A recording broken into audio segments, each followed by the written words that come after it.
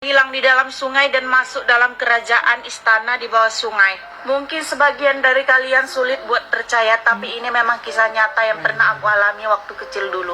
Dulu aku dan teman-temanku mandi ke sungai dan posisinya udah maghrib. Sungainya itu berada di pinggir hutan dan kita semua tetap bandel pengen mandi. Jadi waktu asik berenang, kita berenangnya agak jauh dan agak dalam.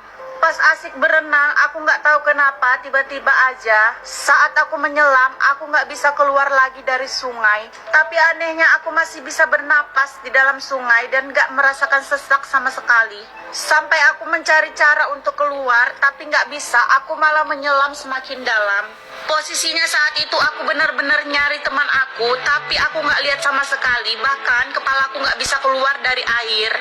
Saat aku mencoba naik ke atas, airnya sama sekali nggak bisa habis, malah makin dalam terasa. Sampai akhirnya aku capek banget waktu itu, aku memilih untuk diam. Terus nggak lama aku lihat cahaya di bawah. Karena aku pikir bisa keluar dari situ, akhirnya aku menyelam ke arah cahaya itu. Aku kurang ingat gimananya, karena waktu itu aku masih kecil. Yang pasti tiba-tiba aja aku udah berdiri dari posisi aku yang tadi mengambang di dalam air. Yang pertama kali aku lihat adalah ada sebuah ayunan. Ayunannya itu berada di bawah pohon yang tinggi. Saat itu aku lupa kalau aku lagi ada di dalam air. Ingatanku hilang seketika dan aku sama sekali nggak ingat kalau tadinya itu aku lagi berenang di dalam sungai. Terus nggak lama aku lihat ada orang yang berayun di bawah pohon itu. Dia pakai gaun putih dan gaunnya itu menjuntai sampai ke bawah. Dan sampai sekarang aku masih ingat bagaimana wanginya. Sumpah, dia itu harum banget. Tapi anehnya dia nggak ngajak aku ngomong sama sekali, malah senyum-senyum dari kejauhan. Nggak lama kemudian dia turun dari ayunannya.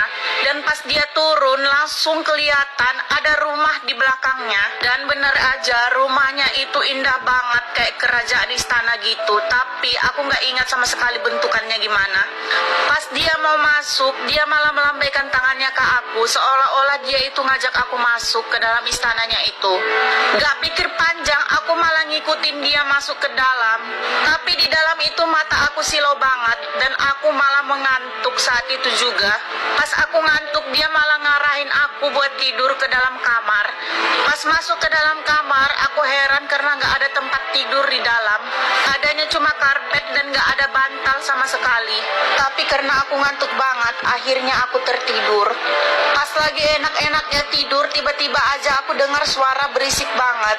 Pas aku intip keluar kamar, ternyata di depan itu mereka rame banget sambil menari-nari. Dan tariannya itu aneh banget. Aku nggak ingat sama sekali gimana bentuk tariannya. Yang pasti aku nggak pernah ngeliat orang menari seperti itu.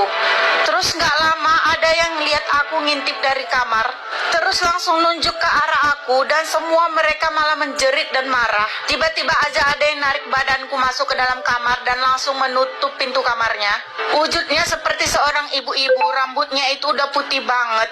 Tapi dia malah marah dan dia bilang seharusnya aku nggak ada di situ.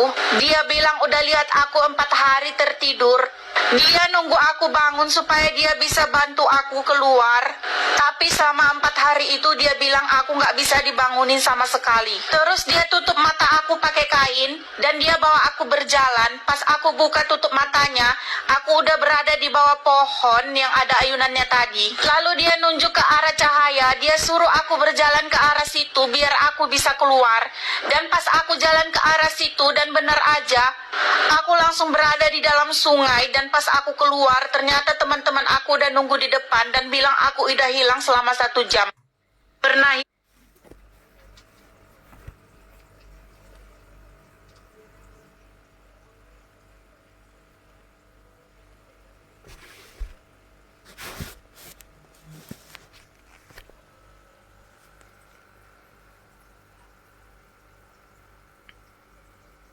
Nah, dan begitulah guys kira-kira ceritanya guys. Kalian mau percaya atau enggak terserah kalian. Nah, intinya hak kalian masing-masing ya. Mau percaya terserah, mau enggak terserah. Saya juga enggak percaya sebenarnya ya.